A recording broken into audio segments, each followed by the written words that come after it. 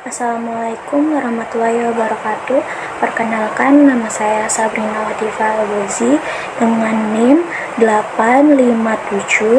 857225501 dari Program Studi Pendidikan Guru Sekolah Dasar semester 3. Di sini saya akan memaparkan materi tentang Bahasa dan Sastra Indonesia di sekolah dasar. Yang akan saya paparkan yaitu dari modul 1 sampai modul 3. Di modul 1, kita akan mengenal hakikat bahasa. Di dalamnya ada konsep bahasa, pengertian bahasa. Bahasa adalah sistem lambang bunyi yang arbitrernya dipergunakan oleh para anggota kelompok sosial untuk bekerja sama, berkomunikasi, dan mengidentifikasi diri. Menurut Harimukti Krida Laksana tahun 1997. Kemudian, adapun pengertian lain dari bahasa. Bahasa sebagai sebuah sistem. Bahasa adalah sebuah sistem, artinya bahasa itu bukanlah sejumlah unsur yang terkumpul secara tak beraturan, melainkan sebaliknya. Unsur-unsur bahasa itu diatur. Bahasa terbentuk oleh suatu aturan atau kaidah atau pola yang teratur dan berulang, baik dalam tata bunyi, tata bentuk kata, maupun tata kalimat. Yang kedua, bahasa sebagai lambang. Bahasa sebagai lambang atau simbol kerap digunakan oleh masyarakat untuk menginformasikan sesuatu. Manusia memang makhluk bersimbol. Dalam kehidupannya tidak terlepas dari lambang atau simbol. Lambang menandai suatu secara konvensional, tidak secara alamiah dan langsung. Yang ketiga, bahasa itu adalah bunyi. Bahasa adalah bunyi. Tidak semua bunyi dapat digolongkan sebagai bahasa.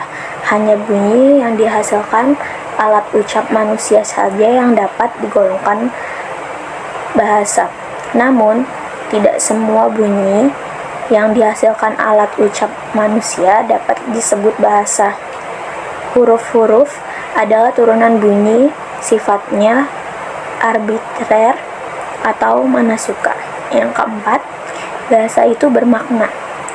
Bahasa adalah sistem lambang yang berwujud bunyi atau bunyi ujar. Yang dilambangkan merupakan suatu pengertian konsep, ide atau gagasan. Selanjutnya, bahasa itu konvensional. Konvensional adalah kesepakatan atau perjanjian.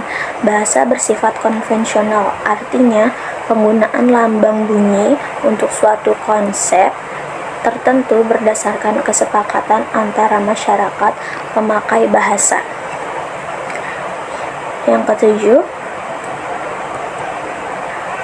keenam, bahasa itu produktif. Sebagai sistem dari unsur-unsur yang jumlahnya terbatas dapat dipakai secara tidak terbatas oleh pemakainya. Contoh, di sini ada kata kait.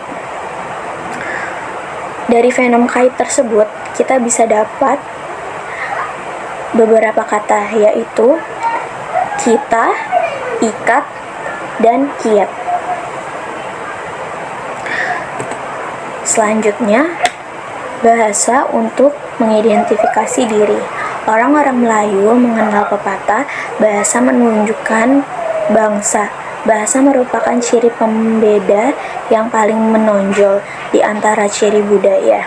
Oleh karena itu, dengan bahasa, tiap kelompok sosial merasa dirinya sebagai satu kesatuan yang berbeda dengan kelompok lainnya. Selanjutnya, ciri bahasa manusia. Bahasa digunakan manusia sebagai alat komunikasi. Sebagai alat komunikasi, bahasa mencakup dua hal, yakni isyarat bermakna dan bunyi. bahasa manusia memiliki 7 ciri. Yang pertama, bahasa manusia memiliki sistem terpisah namun saling terkait baik pada tata bunyi maupun tata bahasa isyarat. Yang kedua, bahasa manusia memungkinkan terkomunikasinya hal-hal baru. Yang ketiga, manusia membedakan antara isi pesan yang dikomunikasikan dan label yang mewakili isi pesan. Yang keempat, dalam komunikasi manusia, bahasa lisan dapat dipertukarkan dengan makna yang didengar. Yang kelima, bahasa bukan diturunkan melainkan dipelajari. Yang keenam, suatu yang diutarakan dapat merujuk ke masa lampau dan masa yang akan datang. Yang ketujuh, bahasa manusia dipelajari anak-anak dari orang dewasa dan dari generasi ke generasi. Selanjutnya yaitu fungsi bahasa. Pertama, fungsi umum. Fungsi umum bahasa adalah sebagai alat komunikasi sosial. Bahasa sangat menyatu dengan kehidupan manusia. Setiap manusia menjadi anggota masyarakat. Aktivitasnya sebagai anggota masyarakat sangat tergantung pada penggunaan bahasa masyarakat setempat. Yang kedua, fungsi khusus. Fungsi khusus yang pertama yaitu emotif. Bahasa digunakan dalam mengungkapkan perasaan manusia, misalnya rasa sedih, rasa gembira, marah, kesal, kecewa, puas. Lalu, yang kedua, konatif, yaitu bahasa digunakan untuk memotivasi orang lain agar bersikap dan berbuat sesuatu. Usaha untuk mempengaruhi dan tindak tanduk orang lain merupakan kegiatan kontrol sosial. Yang ketiga, fungsi referensial, yaitu bahasa digunakan sekelompok manusia untuk membicarakan sesuatu permasalahan dengan topik tertentu. Dengan bahasa, seseorang belajar mengenal segala sesuatu dalam lingkungannya, baik agama, moral, kebudayaan, adat istiadat, teknologi, dan ilmu pengetahuan. Selanjutnya, fungsi puitik. Bahasa digunakan untuk menyampaikan suatu amanat atau pesan tertentu. Bahasa mengungkapkan pikiran, gagasan, perasaan, kemauan, dan tingkah laku seseorang. Yang kelima, fungsi fatik. Bahasa digunakan manusia untuk saling menyapa sekedar untuk mengadakan kontak bahasa, mempersatukan anggota-anggota masyarakat. Dengan bahasa, manusia memanfaatkan pengalaman-pengalaman mereka, mempelajari dan mengambil bagian dalam pengalaman itu sebagai belajar berkenalan dengan orang-orang lain. Yang selanjutnya, yang keenam, fungsi matalingual, yaitu bahasa digunakan untuk membicarakan masalah bahasa dengan bahasa tertentu.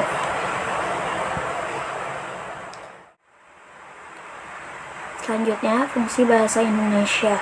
Yang pertama, bahasa Indonesia sebagai bahasa negara.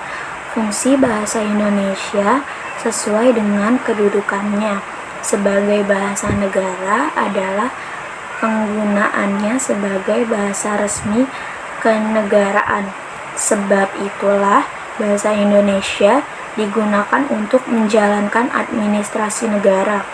Segala kegiatan kenegaraan, baik lisan maupun tulisan, contohnya pidato-pidato kenegaraan, administrasi kenegaraan, seperti merumuskan undang-undang, surat keputusan menggunakan bahasa Indonesia. Yang kedua, bahasa Indonesia sebagai bahasa nasional.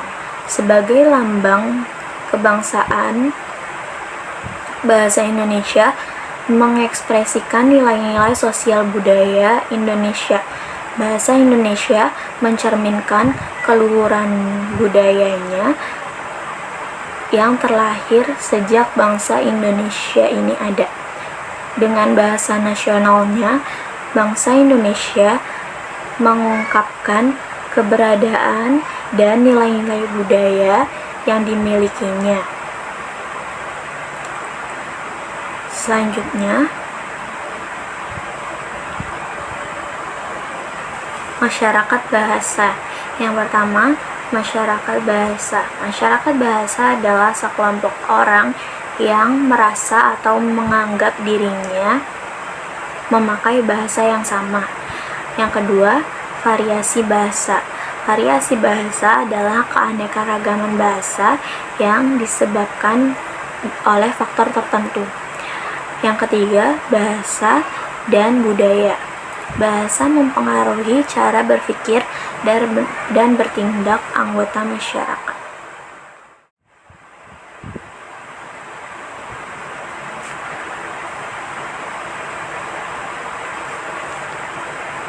Selanjutnya, modul kedua. Di modul kedua ini, kita akan mempelajari tentang melafalkan dan menulis lambang bahasa yang benar. Di dalamnya ada fonologi bahasa Indonesia. Di dalam fonologi bahasa Indonesia terdapat fonem, yaitu bunyi terkecil yang dapat membedakan arti huruf atau lambang bunyi. Selanjutnya, fonem dalam bahasa Indonesia. Yang pertama ada alat ucap. Alat ucap memiliki peranan yang penting dalam menghasilkan bunyi ujaran, yaitu yang pertama, udara yang keluar dari paru-paru melalui pita suara. Yang kedua, artikulator, yaitu alat ucap yang digerakkan atau digeser waktu menghasilkan bunyi ujaran seperti ujung lidah, bibir atas, dan bibir bawah. Yang ketiga, titik artikulasi, yaitu alat ucap yang menjadi tujuan sentuh artikulator seperti gigi lengkung, kaki gigi, serta langit-langit. Yang keempat, pita suara, alat ucap yang berupa dua buah pipih yang elastis yang bergetar pada waktu dilalui udara yang keluar dari paru-paru. Selanjutnya, bagian ucap akan saya cantumkan gambarnya di atas. Berikut bagian ucap.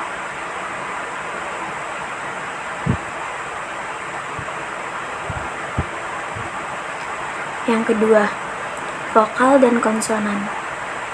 Yang pertama, vokal. Huruf hidup, bunyi vokal dihasilkan apabila arus udara tidak mendapat hambatan baik di rongga mulut maupun di rongga hidung. Yang selanjutnya, konsonan. Pelafalan konsonan yang perlu memperoleh perhatian pada pembelajaran adalah pelafalan konsonan, rangkap gugus konsonan, dan nasal atau bunyi sengau. Yang ketiga, latihan pelafalan vokal. Yang pertama ada diftong, yaitu vokal berurutan yang bunyinya tidak dapat dipisahkan. Diftong ada dua macam, yaitu deretan vokal rangkap atau vokal biasa. Yang kedua, dua vokal berturutan membentuk semivokal. Kedua yaitu konsonan. Bunyi konsonan dihasilkan bila arus udara mendapat hambatan baik di rongga mulut maupun di rongga hidung.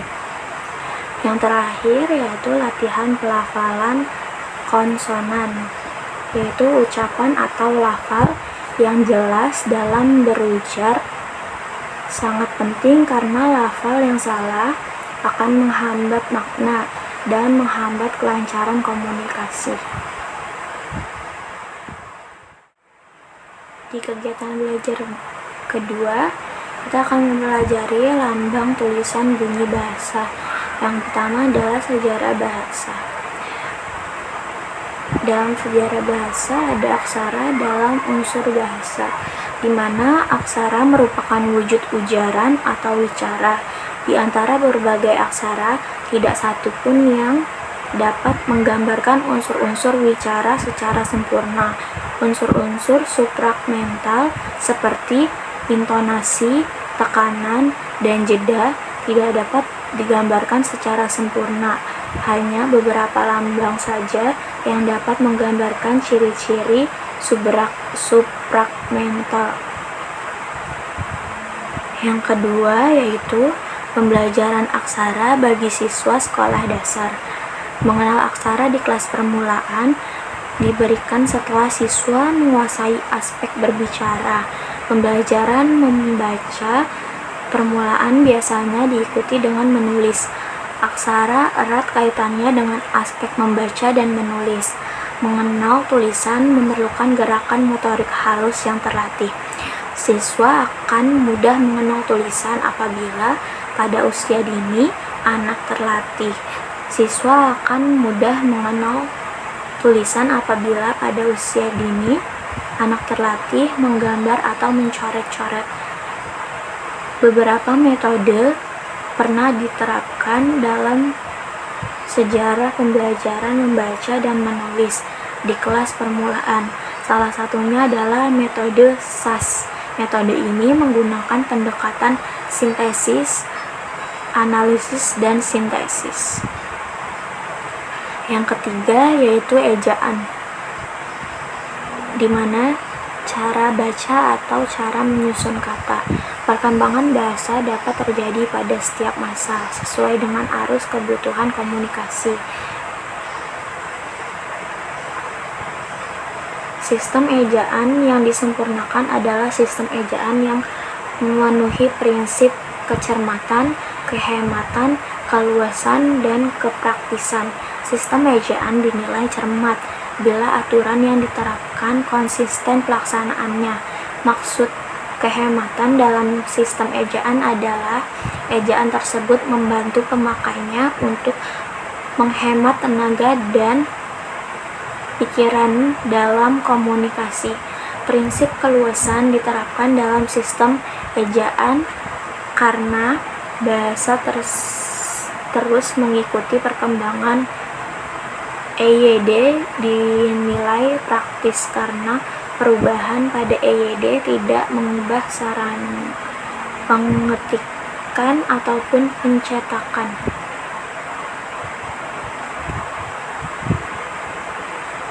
Selanjutnya, kegiatan belajar ketiga yaitu morfologi bahasa Indonesia. Yang pertama akan kita bahas yaitu tentang kata dasar. Kata dasar adalah morfem dasar. Struktur kata dasar dalam bahasa Indonesia ditetapkan berdasarkan suku kata. Kata dasar dalam bahasa Indonesia dibentuk dari 4 macam suku kata yaitu vokal, vokal konsonan, konsonan vokal, konsonan vokal konsonan.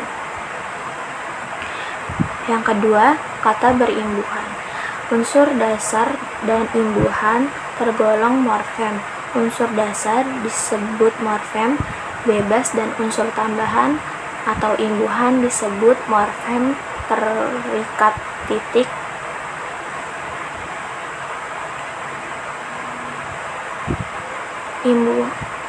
Contoh imbuhan yaitu imbuhan an. Contohnya yaitu ucapan. Imbuhan se, contohnya adalah seseorang. Imbuhan mekan, contohnya itu menentukan. Yang ketiga, kata ulang. Jenis kata ulang yang pertama, kata ulang murni. Yang kedua, kata ulang berubah bunyi. Yang ketiga, kata ulang sebagian. Yang keempat, kata ulang berimbuhan. Lalu, kata majmuk. Kata majmuk tidak dapat dipisahkan oleh kata lain. Penyisipan kata lain di antara dua unsur dasar tersebut akan mengakibatkan makna yang berbeda. Contohnya, taman bunga memang indah. Yang kedua, taman dan bunga memang indah. Yang ketiga, mereka tidak hirau panas terik matahari. Yang keempat, mereka tidak hirau panas terik mata dan hari.